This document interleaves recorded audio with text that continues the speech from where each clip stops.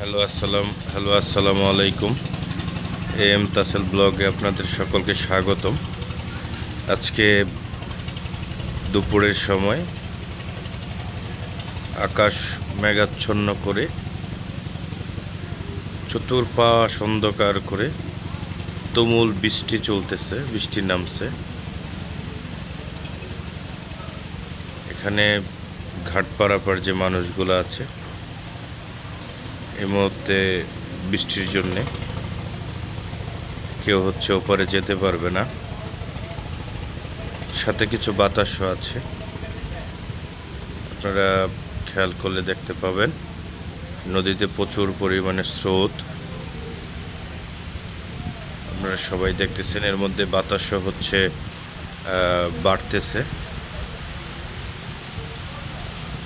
এই মুহূর্তে আপাতত ঘাটের বন্ধ।